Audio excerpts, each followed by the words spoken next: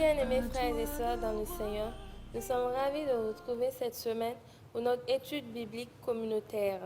Et cette semaine, c'est la leçon numéro 12, basée sur Apocalypse 15 à 16, intitulée Les cantiques de victoire et les jugements de la coupe. Et cette semaine, le verset à mémoriser se trouve dans Apocalypse, le chapitre 15 et le verset 4. Qui ne craindrait, Seigneur, et ne glorifierait ton nom?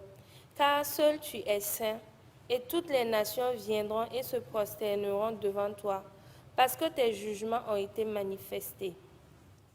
En ce premier jour, nous étudierons les passages de Apocalypse, chapitre 15, versets 1 à 4, intitulés Cantique de victoire. Je m'en vais sur ce vous lire les versets concernés.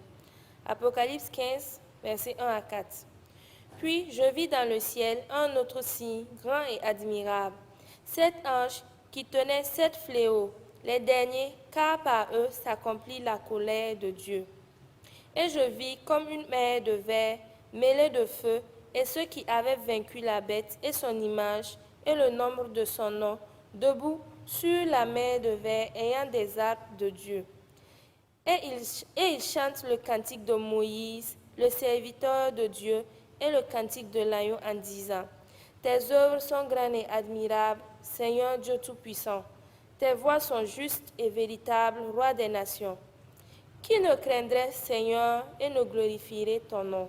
Car seul tu es saint, et toutes les nations viendront et se prosterneront devant toi, parce que tes jugements ont été manifestés. En vue de vous aider dans votre étude personnelle, voici les questions qui vous guideront.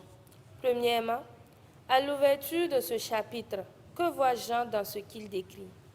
Ensuite, pourquoi les paroles du cantique de l'agneau, qui se trouve dans Apocalypse, le chapitre 15, versets 3 à 4, sont-elles appropriées en faisant allusion à Jésus? En vue de vous aider, vous pouvez aussi voir dans Ésaïe, chapitre 9, versets 6 à 7. Et enfin, choisissez une expression du cantique décrite dans les versets 3 à 4 qui pourrait vous aider à adorer Jésus, l'agneau. Pourquoi est-ce important pour vous? Apprenons la vérité. La musique était une idée de Dieu. C'est un bon moyen qu'il nous a donné pour l'adorer et le louer. Cette semaine, lorsque vous le voyez à l'œuvre dans votre vie ou dans le monde autour de vous, chantez-lui un cantique de louange. Ce pourrait être un cantique que vous connaissez déjà, ou peut-être vous aidera-t-il à en créer un nouveau. Quoi qu'il en soit, laissez votre musique exprimer des louanges pour ce qu'il est et pour ce qu'il a fait. Prévoyez d'en parler avec votre entourage ou avec des proches. Sur ce, je vous souhaite une bonne étude biblique chez vous. Que le Seigneur vous bénisse. À la prochaine.